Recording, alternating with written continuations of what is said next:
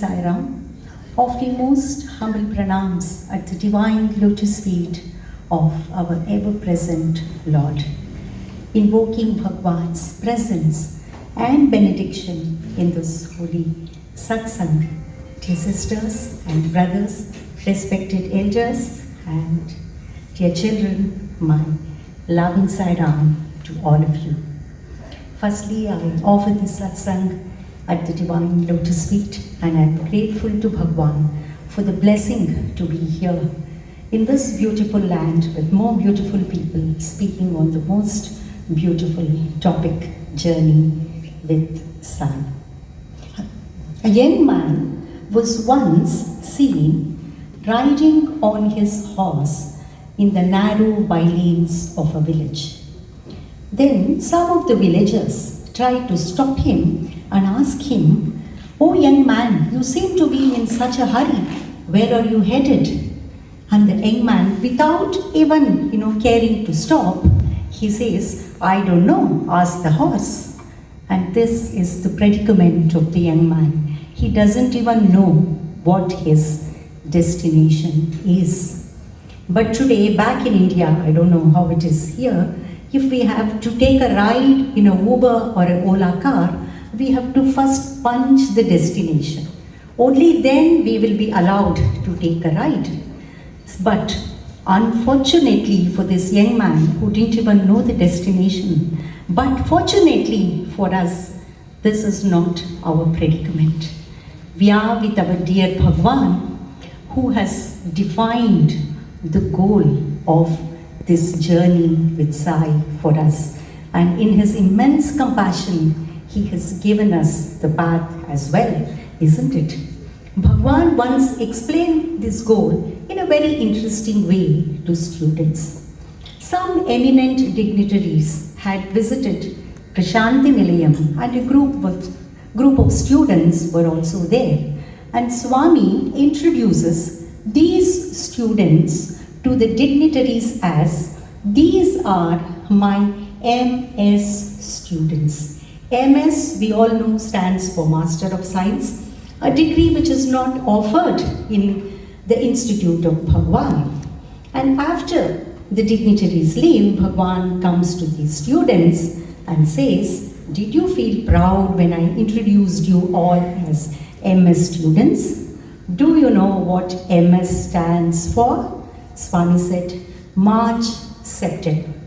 You write the exam in March, you don't pass the exam, again you have to write the September exam. Come March, come September, come." The bird just shook its two wings, took on its wings, and flew away to the skies of safety and security.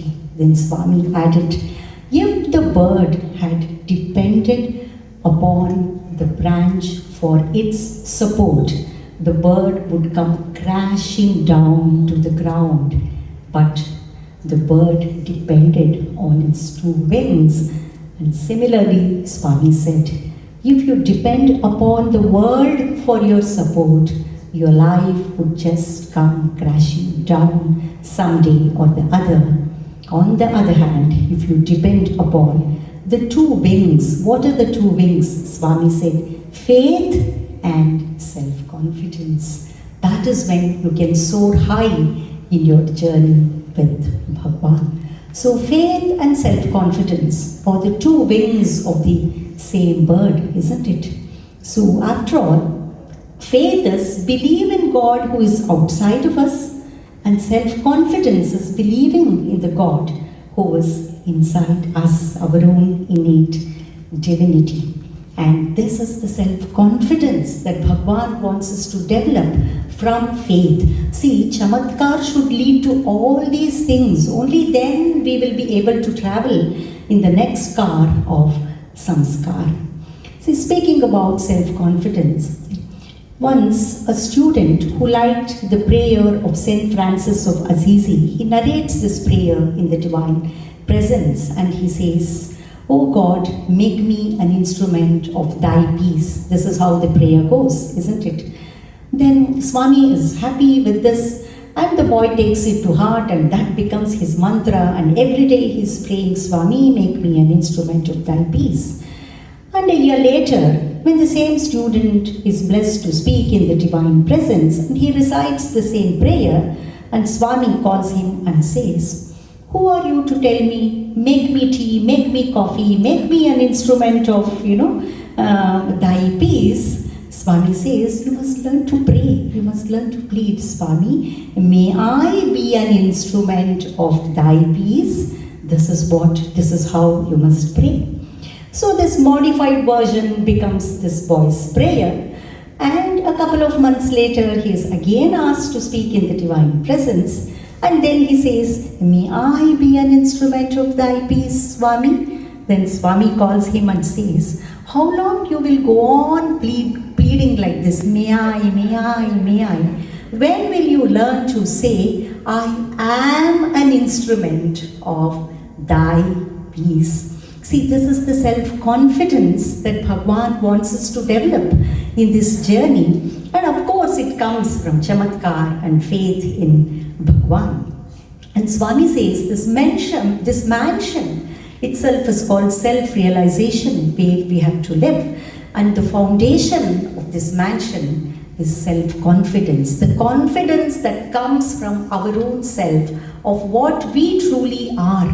As Swami would often remind us, you're not the body, you're not the mind, you're that unchanging consciousness. And that is what your true identity is. And confidence must come from this self.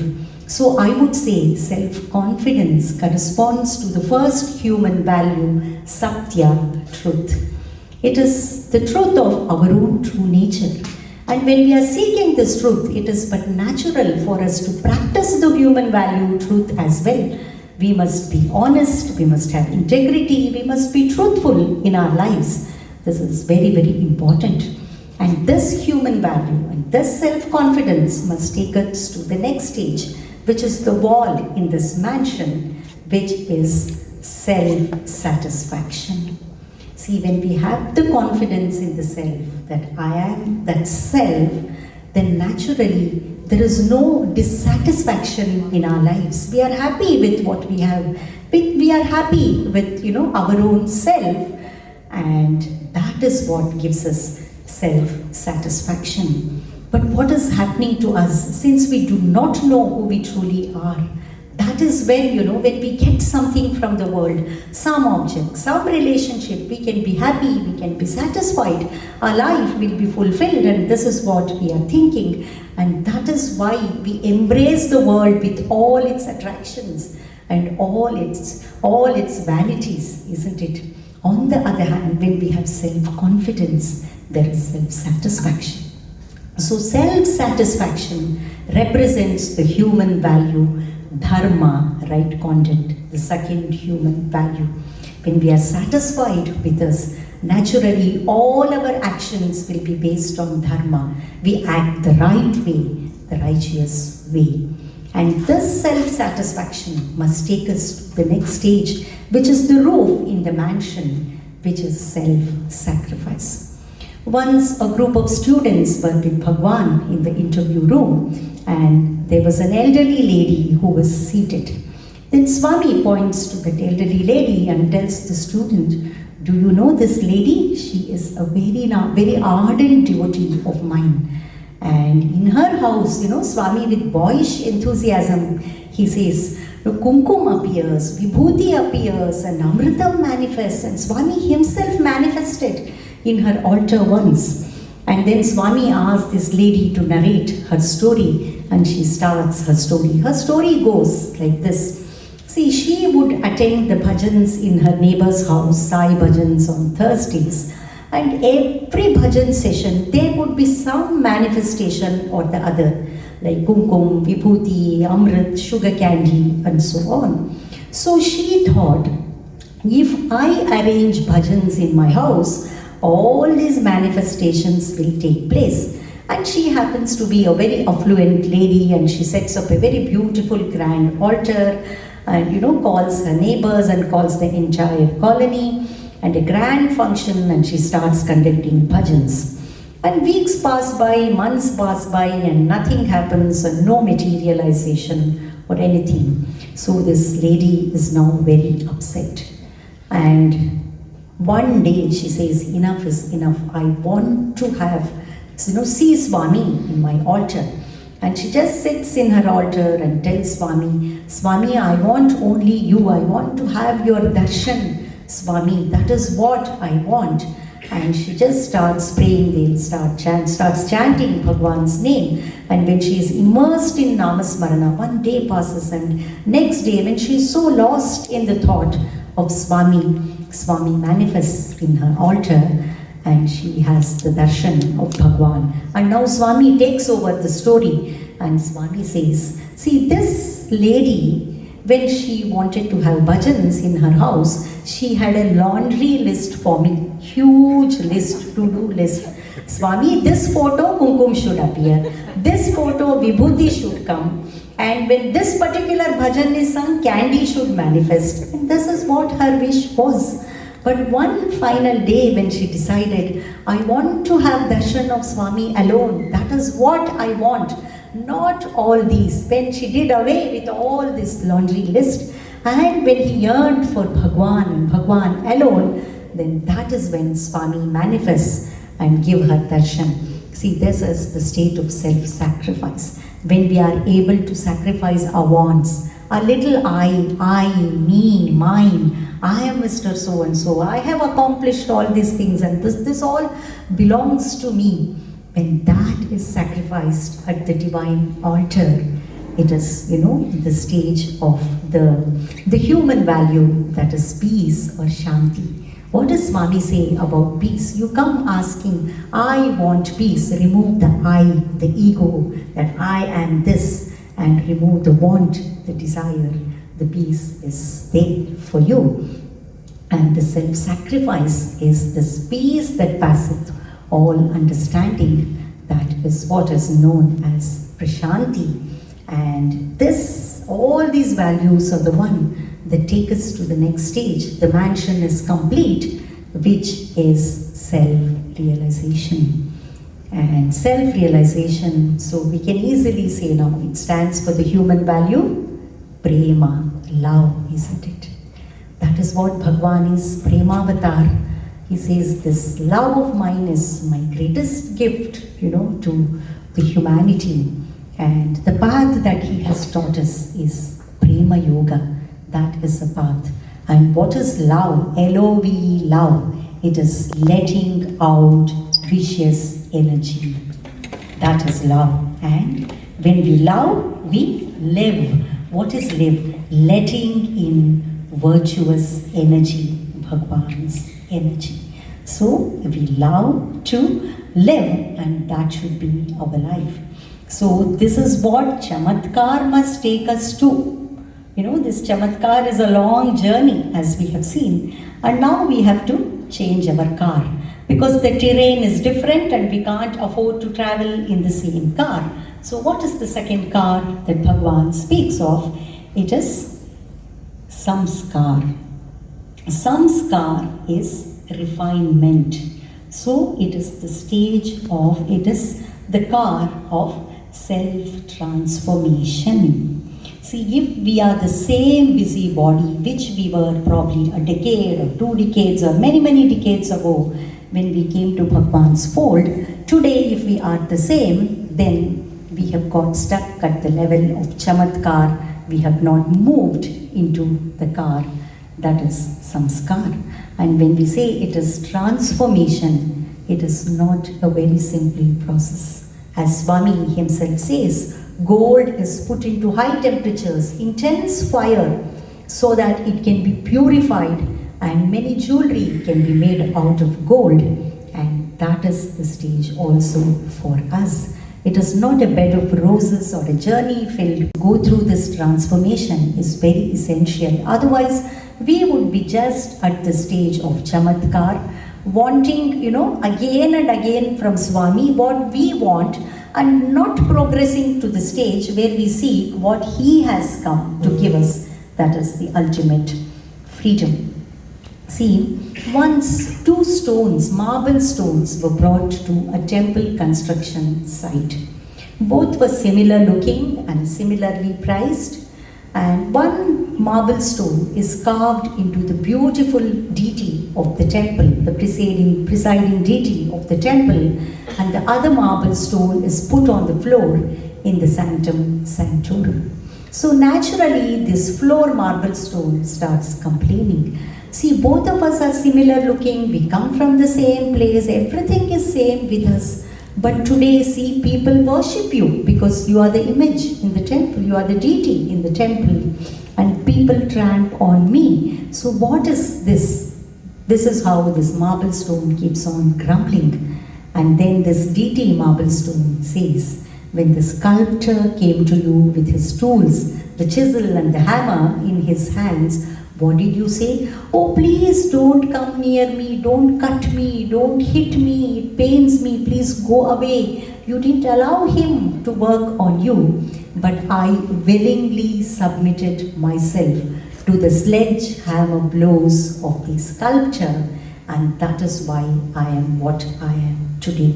So this is the process that we must willingly submit ourselves to, the divine sculptor when he wants to work on us.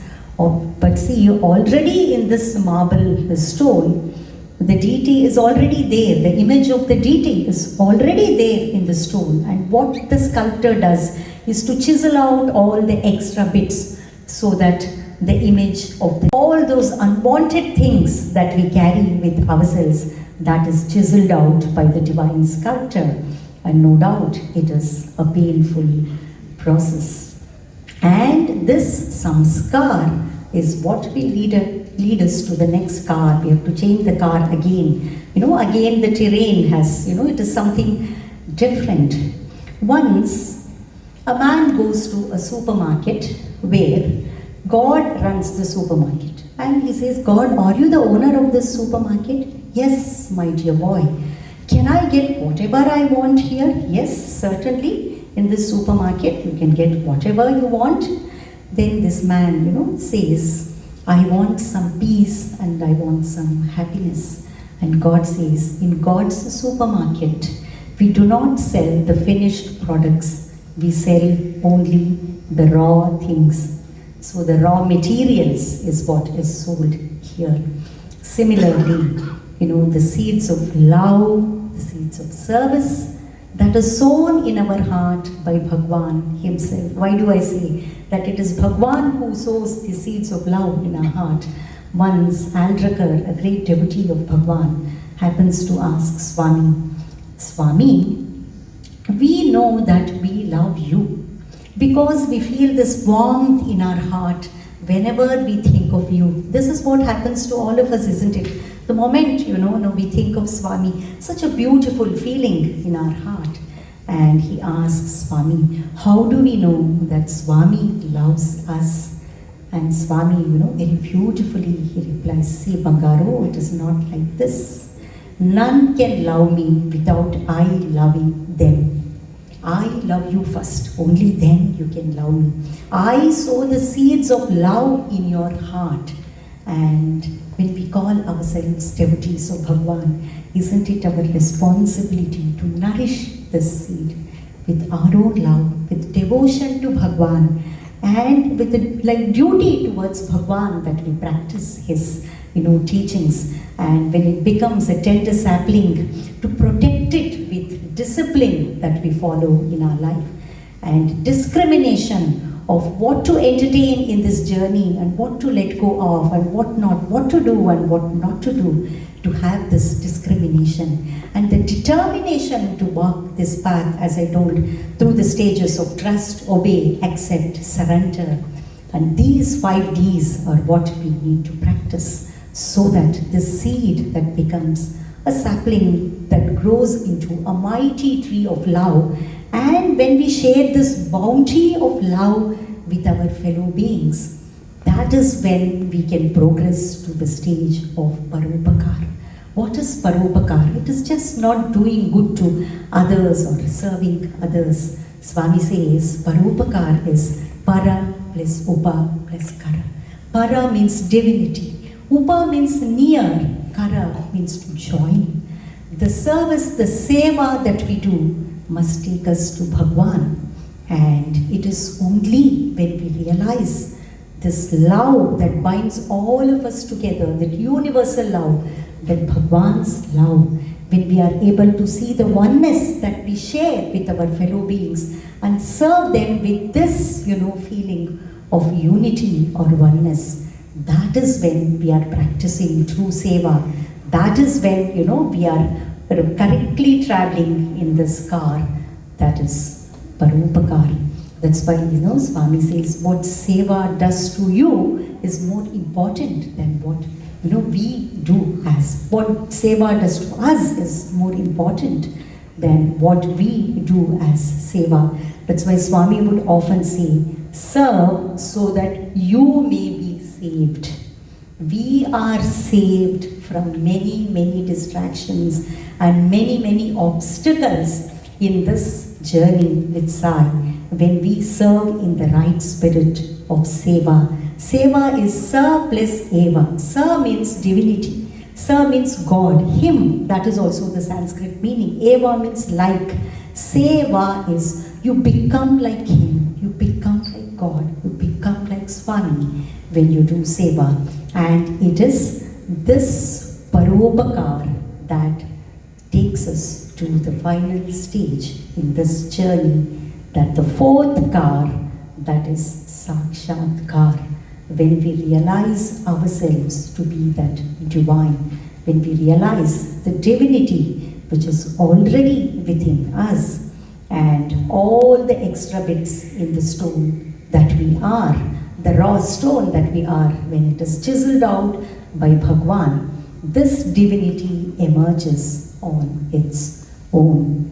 And these are the four cars that Bhagwan has given us in this journey. Having said so, what are the obstacles in this journey? And what are the challenges that are there?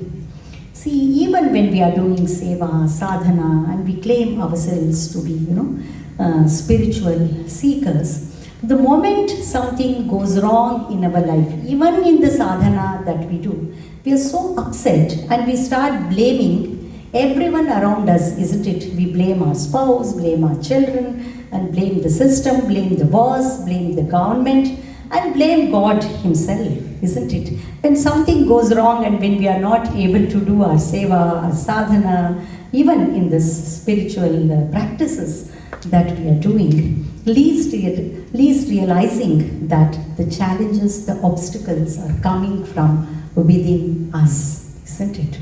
So what is this main obstacle for us in this journey through these four cars? Especially, when samskar to paropakar, that is the longest lap in this journey. If that is covered, the final stage, the final lap in the relay is very, very easy for us to complete this relay race through with these four cars.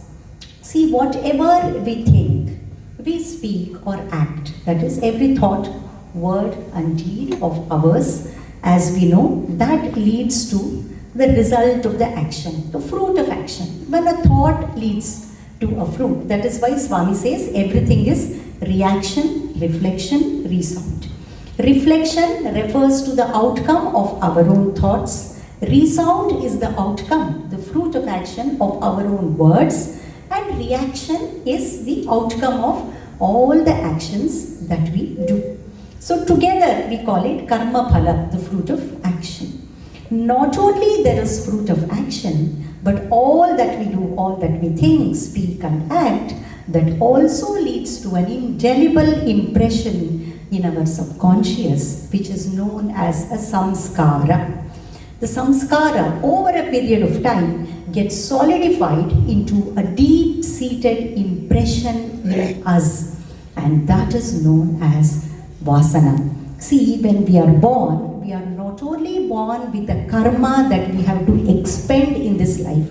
This is known as fate or destiny, that is prarabdha karma. That itself, determines our birth, in which family we are born, and who are the people that we meet, and what is the way of life that we are going to lead. All this is determined by our prarabdha karma, so-called destiny. But we also come with the suitcase of these deep-seated tendencies or vasanas in us. See, our choices in any given situation, our reaction to situations, our responses, and our character itself, these are all determined by these vasanas in us.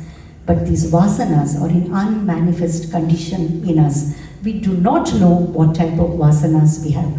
Good, bad, positive, negative, we do not know because they are in the subconscious level. And in any given situation, it is this vasana that fructifies into a thought, word, and action in us. So to say, we all operate out of a preconditioned mechanism in us, a habitual mechanism that just takes off. I'll give a very simple example, a very innocuous example, but our attachments are not so simple. And this is something we can all relate to. See, I go to a supermarket and I see a dress, and the dress catches my attention. There's a desire in me to buy that dress.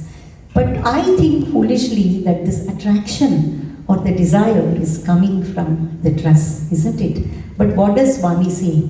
There is no defect in the creation. There is no srishti dosha. The creation is perfect. The desire is not out there. It is coming from within me, my own drishti, my own vision, how I look upon it. So where is this desire coming from? This desire is coming from a vasana for this particular sense object or the dress that is already within me. See, I may get attracted to a dress, and my friend who is with me, that may not make any impact on her. She would not be desirous of it because it is my own vasana that has produced this desire for the dress. Then what happens when this desire is born in our mind? If the intellect in us, the buddhi in us, if it is sleeping, most of the time it is sleeping for us, the intellect. It doesn't discriminate, isn't it? That's why we act out of impulse and habituation and preconditioning. And if that intellect doesn't check the desire there, this desire becomes a well-sustained thought in the mind. And the mind starts justifying that thought. Yes, tomorrow there is a party that you are going to. If you wear the dress, it will be so nice and everyone will come and compliment you. See, dear brothers and sisters, whether we like it or not, accept it or not, we are dishing for compliments all the time. Even a seeker who does seva and sadhana, he wants some recognition. And somebody should come and thank me, you did this well. This is what we are all, after these compliments. So that is the play of the mind. The mind starts justifying that desire and the body acts upon this desire and we go and buy the dress. But now let us look at it from a spiritual perspective by bringing in Bhagwan's teachings here. See, this is where the teachings of Bhagwan are so important for us to practice. What does Bhagwan say? Sealing on desires. So when it comes to this dress, Swami says, ask yourself the question, can you afford it? Yes, we are affluent, rich, we can afford it. There is a yes. Do you need this? Again, the mind cannot decide yes or no, yes or no. Then Swami says, ask yourself, can you do without it? So these are the filters that we have to apply, like at this vasana level by bringing in the teachings of Bhagwan. And so, at the junction of this vasana, becoming a desire, a thought, and becoming an action in us, all of us, there is a narrow window of opportunity for us where, based upon the teachings of Bhagwan, we can exercise our conscious self-control. We ourselves have this control, whether to disallow the negative vasanas in us, not allow it to fructify. There are so many bad vasanas. If we act upon it, our actions will be again the same negativity and the vicious cycle goes on in us. So we all do have this, opportunity to exercise our conscious self-control. And this self-control depends upon our sadhana, the sadhana that we are doing to connect to Bhagwan. How much, I want to please Bhagwan, how much of Bhagwan's teachings I want to practice in my life, and how much of Bhagwan's approval I need every time when I act upon my desire, when I act upon my vasana. If we are able to exercise this self-control, we disallow all the negative vasanas and they do not fructify. And we allow only those sad-vasanas to fructify, only those good virtuous vasanas, so that we progress further in our spiritual journey. Our own purity, the purity of our own heart increases. And as we progress in our journey, we do have a third possibility, that is to replace this negative vasana with a positive thought. Somebody comes and shouts at me. If I have this anger vasana in me, I shout back and I may even hit back at that person. But if I think, will Swami approve of this? What does Swami say? Krodham jnana nashanam. The anger that you have, you burst out into every time, that destroys the knowledge itself in you, what all you have studied about Bhagwan. If we remind ourselves this, then we not only disallow this anger vasana to fructify, but we may even replace it with a thought which is loving, caring and kindness towards that person who has hurt us or harmed us. This is how we progress in our spiritual journey, and this conscious self-control comes from how much we hold on to Bhagwan and how much of his spiritual teachings that we want to practice in our lives. See, many a times we are put in situations which we do not like. By providence, it so happens that we are in a place where we have to rub shoulders with people we do not see eye to eye, but nevertheless we have to perform our duties. And especially then, whatever position that I am put in by Bhagwan, I will use this itself as an opportunity to progress in my life. See, when we want to do everything for Bhagwan, all these will not matter at all. Something which we may not like, but still we would love to do that because we are doing it for Bhagwan. Once a student who had completed his graduation, and Swami asked him to apply for the first batch of MBA when Bhagwan started the MBA program in his institute, and this student is not interested in studying. Because Swami has said so, he applies. And Swami told me to apply, that's it. And he doesn't, want to even go for the examination, the entrance test. And Swami says, no, you have to go and write the test. And obviously the student is not prepared because he is not interested in the MBA program. And somehow Swami has told me, so he goes and writes the exam. And he has obviously not done well in the entrance test. And when the results are on the selection list, and Swami calls him and says, see, I had to release the chancellor quota. Swami is the chancellor of the university. I had to release my chancellor's quota to give you a seat, and now you better study this MBA program. And this boy who is not so much interested in this subject does not do well in his semester exams. And when Swami calls him and asks, what are your grades? He is not able to give a very happy, a reply that would satisfy Bhagwan. And then Swami says, yes, I always tell, marks are not important. What is important is remarks. But today, I am telling you, please give me marks. I want your marks. And that is the motivation, inspiration for this boy to study well, put himself into this something which he doesn't want to do by himself. But Swami has told me to do so. So I will study well, and he gets, O grades and makes Bhagwan happy. So it all depends upon how much we want to please Bhagwan, how much of approval we want to get from him in all that we think, we speak and we do, and how much of his teachings that we want to practice. And this is the sadhana for us. And obviously we know for this our mind has to be trained. That is the instrument that we have got, isn't it, to do, to do the sadhana. So what is this mind all about?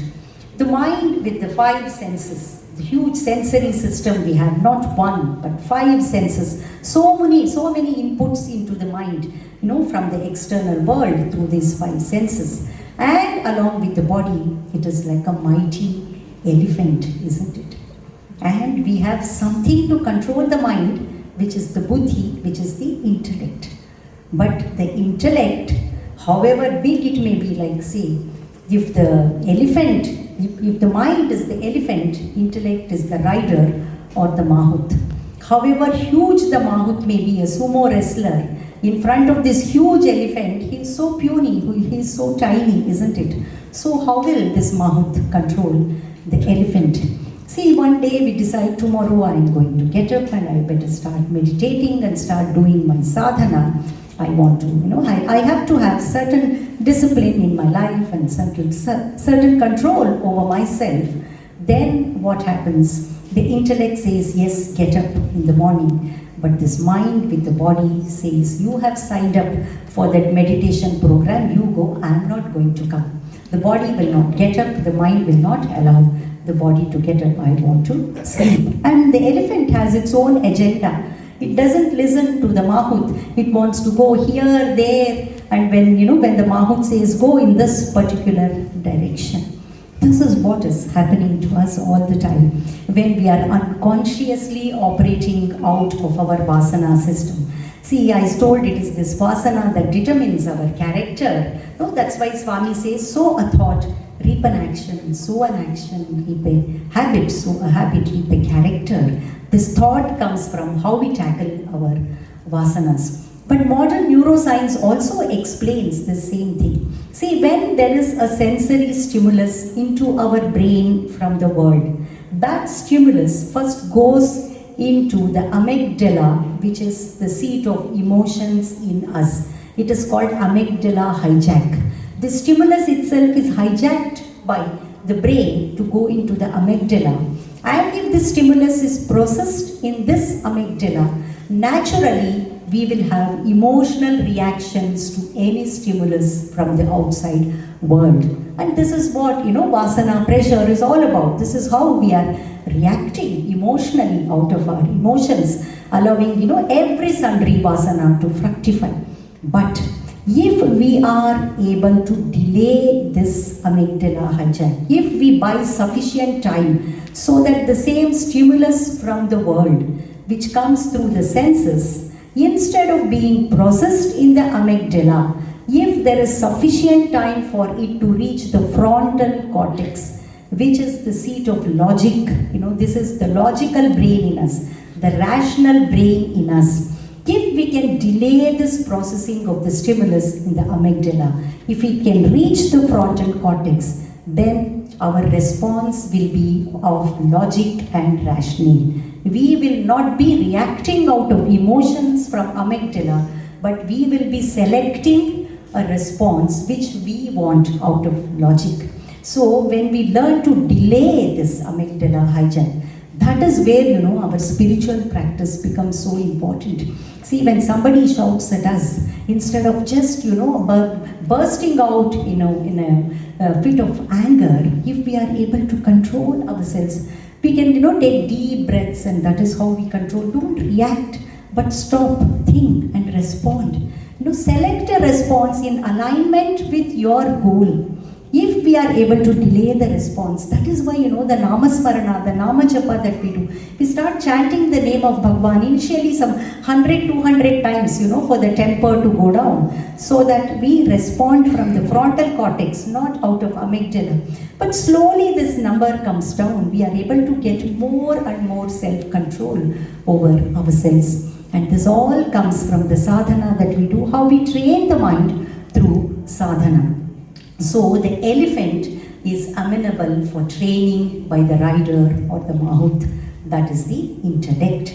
And that is why the sadhana that we do has to be systematically done, rigorously done every day, day after day, without giving any excuse. And we all, have seen the elephant being controlled by the mahut, isn't it? The elephant learns to listen to the mahut. And this is how our mind also learns to listen to the seat of logic, the intellect in us. And this comes from systematic sadhana, which is called abhyasa. And this is very, very important for us. So is abhyasa alone enough for this self-control? Let us see, there is one more thing. Like this Arjuna says to Lord Krishna in the Bhagavad Gita, you have taught me all this, technique of meditation, the do's and don'ts of meditation, but it is so difficult to control the mind, and how do I control? He lists 4 problems. Chanchalam hi manah Krishna, pramathi balavadhridam. Chanchala, the mind is restless, and pramathi, it is so impulsive. Balavat, it is strong in its attachment to the world. And dhridam, it is so unyielding. And how do I control all these 4 things in the mind? See, as we have seen now, the systematic training through abhyasa answers, it tackles the first 2 problems, which is restless nature of the mind, impulsive nature of the mind. We are able to exercise conscious self-control, select a response in alignment with our goal of pleasing Bhagwan, practicing Bhagwan's teachings, acting the right way, the righteous way all the time, that will please Bhagwan, and acting upon dharma all the time. And the other 2 problems, balavad dhridam, attachment and unyielding nature, and that has to be tackled by bringing in, the Lord says there are 2 things, abhyasena tu kaunteya, vairagyena cha grihyati. Abhyasa for the first 2 problems, vairagya for the next 2 problems of the mind. Once, speaking to a group of students, Swami said, this external world that I have given you, I have not designed it to give you happiness. Then one of the teachers asked, then how are we to get happiness, Swami? Swami said, I have given you another world, the inner world, and only there you can seek happiness, not in the world. See, once, speaking to a group of students, Swami asks, if a Mercedes-Benz car, an expensive glittery car, is parked in your compound, how do you feel? Naturally, everyone feels happy, and that was everyone's answer. And Swami said, suppose the same car is parked in your neighbor's porch, how do you feel? No answers coming forth. Swami said, let alone feel happy. You may go even green with envy, isn't it? So Swami says, if happiness were to lie in the car, no matter wherever the car is parked, be it your portico, neighbor's compound, or even for that matter in the showroom, that it should give you happiness. But that is not so, isn't it? So where does happiness lie? Swami said, I have given you this inner world. For this, vairagya, dispassion, certain amount of detachment from the world is very, very important. To know, to have the firm conviction that this external world, this finite world, this ever-changing world cannot give me the happiness, the infinite happiness, the perpetual happiness. We want to be happy all the time. We want to be supremely happy. So the infinite happiness that I am seeking, this world is not capable of giving me. And what would Swami say? Happiness is union with God. So how do we develop detachment to this world? And Swami gives a very beautiful formula all devotees can easily practice. That is, when you attach more and more yourself to Swami, there is naturally detachment to the world. The more and more we love, grow in our love for Swami, the more and more we attach ourselves to Swami, to please Swami, to practice his teachings, naturally the world takes a back seat. See, when we have eaten a very sweet gulab jamun, if someone offers us, a cup of coffee, even with 10 spoons of sugar in it, the coffee tastes bitter. Similarly, when we have tasted the love of Swami, this world, the coffee, however, attractive, phenomenal it may look, that takes a backseat for us. And that is what we need to cultivate. Once, during a summer course, during the discourse, Swami took a matchstick and he lighted it against, struck it against a matchbox. And the matchstick, naturally caught fire immediately. Then Swami took another matchstick and dipped it in a glass of water, and he tried to strike it against the matchbox. It wouldn't catch fire. Swami said, a mind that is bereft of the attachment to the world, like the dry matchstick that holds on to Swami so easily, that will catch the fire of jnana, the knowledge, so easily. But a mind that is steeped in the world, dipped in water, the world it is very difficult for it to catch this fire of jnana. So this Balavadhridam, that is countered by this dispassion, detachment, vairagya to the world, and for which we have to attach more and more ourselves to Bhagwan. And to attach more and more ourselves to Bhagwan, there is no better a tool for us than his organization itself, isn't it? We are all members of this organization, where every activity is designed by Bhagwan himself, for us to progress through all these things, seva, sadhana, to progress in our knowledge, progress in our attachment to Bhagwan. All the activities, see, if you look at the 9-point code of conduct, the charter that is given by Bhagwan, karma yoga, to purify the mind, seva is there, sadhana is there, to unify the mind, to focus our mind on Bhagwan. And there is this Jnana Yoga, regular study of Sai literature and meditating upon the self, daily meditation and prayer. All the activities are there. And also how to conduct ourselves, in the world. Like Swami says, speak softly, obligingly, do not speak ill of others. See, if we have to progress in the spiritual journey, all the three, Karma Yoga, Bhakti Yoga, Jnana Yoga are essential for us. So with the objects of the world, we have to be mathematical, which means we must use them for our use. It is necessary for our utility, for our comfort. Yes, they do matter, but we should use them and not be used by them. Do not become a slave. So be mathematical with the world and with the people in the world. Be musical. That means, always be pleasant with them, love them, and care for them, share what you have with them, this loving attitude, kindness, compassion. Be musical with the people in the world, and with your own self, be meditative, to access the inner self, that the divinity that we are all. And for this, all the three yogas are essential, and all the three are given by Bhagwan in the charter itself, and all the activities in the organization itself, they revolve around all these three paths for us. And the common factor, the USP, the ultimate selling proposition in this for us is Daiva Priti, our love for Swami. That is there, everything is taken care of. Karma is done with bhakti, love for Swami, that becomes Karma Yoga. And we learn more and more, we want to engage in sadhana because of our love for Swami. We want to connect to the inner Swami, and we want to, realize the self, Jnana Marga. See, if we have to, practice this path of Jnana Sadhana, the Atma Jnana Sadhana, the most important thing is vairagya, dispassion to the world.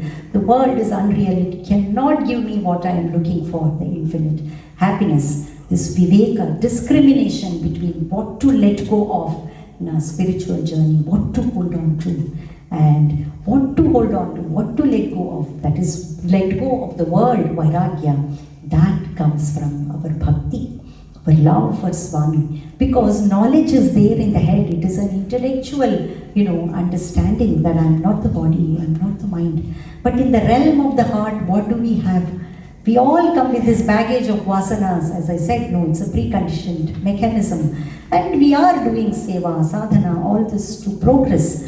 But at the level of the heart, we have these likes and dislikes, desire. We want to get something, get rid of something. This is what we are torn, apart between these two. So the desire at the level of the heart. And what is the nature of desire? I want the world. And replace it with love for Swami, devotion. What is the nature of devotion? I want God.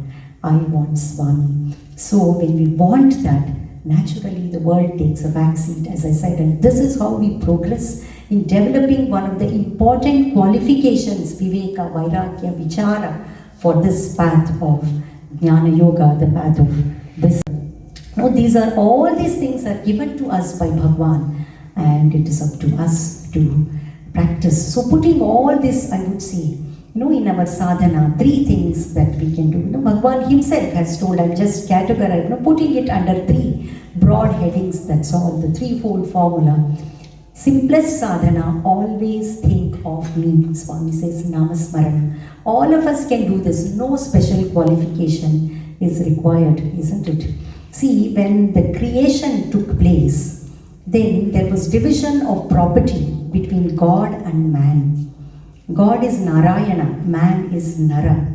And God says, there are these 2 things that are there with me, the name and the form. I will hide the form. I will keep the form of the Lord, the God with me. But O Nara, O man, I will give you by my name. That is, I will empower you with my name. So the name of the Lord is as powerful as the form of the Lord himself. So this Namasmarana, chanting the name of the Lord, connecting to Bhagwan, it's a 24/7 hotline, wherever we are, whatever we are doing. And whatever we are doing, we can sanctify it with, just by the name of Swami, and that is the simplest sadhana. And the second formula is do all work as my work. There is no difference between the household chores that we do, the seva that we do in the Sai organization, and the professional responsibility, the office work or hobbies and whatever, we are required to do in our personal lives. I want to share some of the, a glimpse from one of the books. It is called Practice of the Presence of God. It is a compilation of articles, experiences of a monk who is known as Brother Lawrence of the Resurrection. This Brother Lawrence was a monk in a monastery in the medieval East. And this monk was not a priest monk, was not an erudite monk, which means he would not preach in the church, but he would work as a cook in the monastery. And this blessed, monk, in and through all his activities, he has to work in the kitchen, and he would be so constantly conversing with Christ. He would say, if I take this much of salt to put in the dish, will it be enough for this dish? And the dish I am making, if I put these ingredients, will it, will it be tasty for my brother monks? Today there is a feast in the hall, and I want to, prepare so many dishes. And what is the size of the pots I have to use, pans I have to use? So constantly in and through his activities, he would speak to Jesus Christ. And this monk says, amidst the clatter and the noise of the kitchen, where my brother monks are asking for me several things from me at the same time, I behold my Christ the Lord with the same fervor as I would do on my knees in the altar. So there is nothing, secular, there is nothing spiritual. Everything is spiritual. Everything that we do, every ritual that we do in our day-to-day life, that is all spiritual. So, do all work as my work. Everything is his work. And the third formula, offer all your actions to me. Sarva karma bhagavad prityartham. See, in Anyatha Sharanam Nasti, there is a beautiful incident. This is a book written by Srimati Vijaya Kumari, and Swami would call her Kumaramma. Once, in the wee hours of morning, Swami calls the mother of this Vijaya Kumari Amma, and he says, I am hungry and make dosas for me. And Swami follows her to the kitchen. And Swami, cautions her, when you are making dosa, the noise that comes, see, when we spread the batter on the pan, and when we put oil or ghee, because of the moisture, there is this chewy noise that comes. Swami says, I don't want to hear that noise. I don't like that noise. The noise should not be there when you make the dosas. And this, humble soul, the blessed soul that had realized the divinity in Bhagwan when Swami was a little boy, she very humbly says, Swami, I will make dosas. Doing dosas is my work, yes.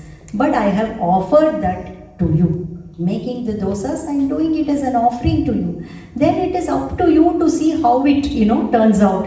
Whether the noise is there, noise is not there, it is up to you. So offer all your actions to me. This Swami says, if we are able to offer every thought, word and deed of ours, then, naturally, we wouldn't be indulging in all those undesirable things, all those things which we would be otherwise indulging in, isn't it?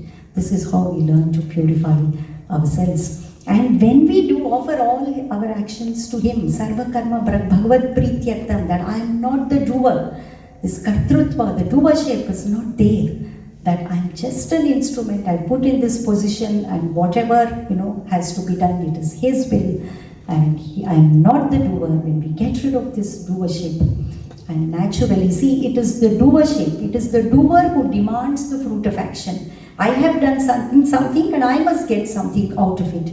When this doership is not there, then there is no personal stake in doing anything, isn't it? So we have given up our attachment to the fruit of action. We are not asking what is in it for me. Whatever comes, it is Swami's will, Swami's grace, whatever the outcome of the action. It is called anugraha, it is called kripa. So there is no karma phala that is accrued when the doership is not there. It is only anugraha phala. See, I started with the MS exam, isn't it? March, September exam. And in this exam, we have, put in all these self-efforts. We are prepared for the exam. And we have learned, we have studied, we have toiled, and we have written the exam. And if we are able to get even 33, 34 marks, this anugraha phala, the grace of the Lord will give us the remaining marks that is required for us to pass. And we will pass this March exam so that we do not come for the supplementary September exam. This anugraha is called kripa in Sanskrit. Kra means to do something. When we put in self-efforts towards, Bhagwan, pa means to get something. We get the grace of the Lord, and there isn't anything that His grace cannot accomplish for us. Mukam karoti vachalam pangum langhayati kirim yat kripatamaham vande Paramananda Sai Madhava. It is the grace of Lord Sai Madhava alone that can make the mute speak, the lame climb the mountains, and it alone can give us the supreme bliss that we are all after, having come into this world and having donned, many a role to play. It is His grace that can take us to the destination in this journey. With deepest sense of gratitude, I thank Bhagwan for this wonderful blessing of speaking on his teachings in this August gathering, in this wonderful gathering. And I pray to Bhagwan on behalf of all of us so that we stay on the path and we are able to, take this ride in all the 4 cars and not just get stuck in one of the cars, so that this Sakshatkar, the 4th car, becomes a reality for all of us by the grace of Bhagwan. I offer it at Bhagwan's lotus feet. Harihi Om Tat Sat Shri Sai Ishwarar Pranamastu. Thank you very much. Jai Sai.